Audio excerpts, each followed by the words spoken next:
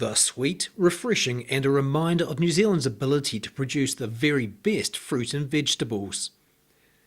And now, thanks to Landcare research staff, we know more about the environmental impact of boysenberries like these, as well as our equally delicious blackcurrants. Anthony Hume's just completed a 2-year project measuring greenhouse gas and carbon emissions in the berry fruit industry.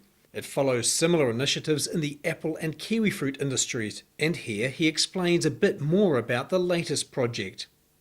One of the major objectives was to ensure that the industry was ready to respond to increased market access risks and carbon reduction risks from major retailers in Europe and in Asia.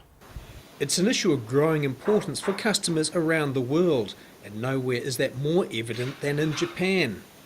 In the last 2 years, they've passed a law and a cabinet agreement to move to a low-carbon economy, and that means that they are trying to inform consumers more and more about the carbon emissions from products that are sold to them on an everyday basis.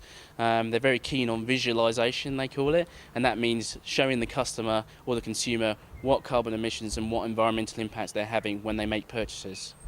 Anthony has just presented his findings to the industry and says blackcurrant and boysenberry growers are in a unique position now to increase productivity and bolster customer confidence in their products as a result of increased knowledge of their carbon footprint.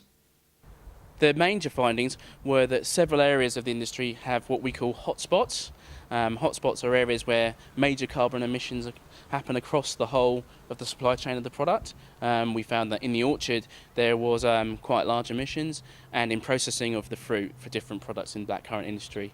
They're all areas where we can target for carbon reduction and make major improvements.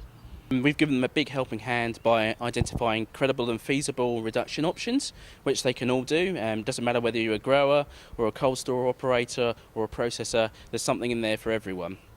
For example, just by learning from the best, sharing best practice, you can boost average yields from around 6 tonnes per hectare up to about 11 tonnes per hectare, and that would save the average grower about $7,000 per hectare each year, and of course they sell more product, so it's a win-win situation.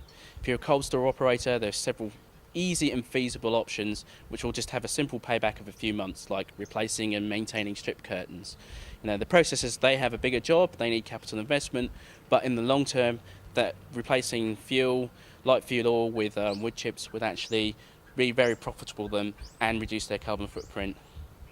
And he says the berry fruit industry has taken a proactive step and a long-term market view in recognising the importance of the issue.